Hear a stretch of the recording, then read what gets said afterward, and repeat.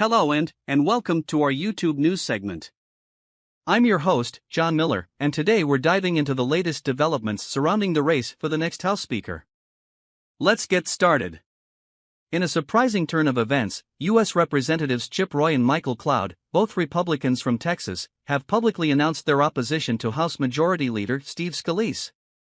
This comes shortly after Scalise secured the party's nomination for the coveted position of House Speaker. The significance of Roy and Cloud's votes should not be underestimated. Combined with a small group of hard-right Republicans who share their sentiment, their opposition could potentially delay the selection of the next House Speaker. This could have far-reaching implications for the future direction of the House. To understand the motivations behind Roy and Cloud's resistance, it's important to look back at their actions earlier this year.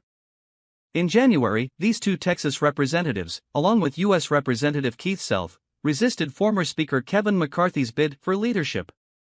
Their goal was to gain more influence for their wing of the party, which ultimately led to a gridlock that required 15 votes to take place. As of now, the House has recessed without voting on a new Speaker.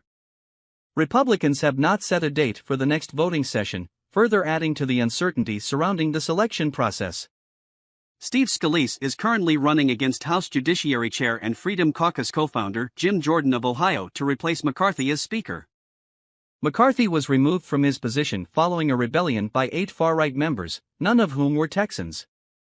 U.S. Representative Matt Gaetz of Florida led the push and has announced his support for Scalise.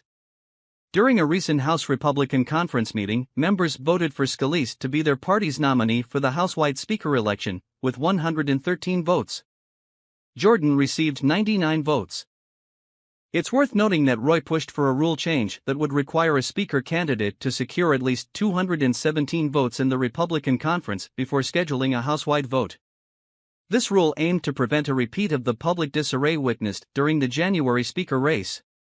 Despite significant support for Roy's proposed rule change, the conference voted to table it, leaving Roy visibly frustrated.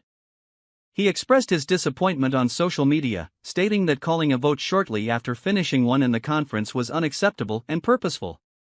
Roy has vowed to continue voting against Scalise. Michael Cloud also voiced his concerns about proceeding to a full House vote without obtaining full buy-in from the conference.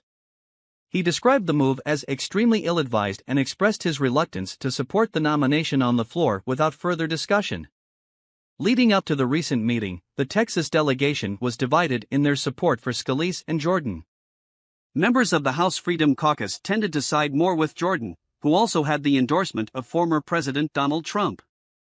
Scalise, on the other hand, had the backing of top McCarthy allies. The Texas delegation's divided support adds an interesting dynamic to this already heated race. As tensions rise within the Republican Party, the selection of the next House Speaker hangs in the balance. With Chip Roy, Michael Cloud, and a handful of other hard-right Republicans vowing to vote against Steve Scalise, the path to securing the gavel becomes increasingly challenging.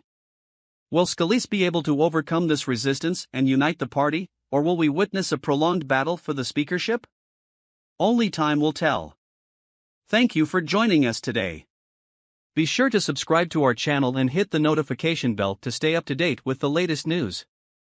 Until next time, I'm, hostname, signing off.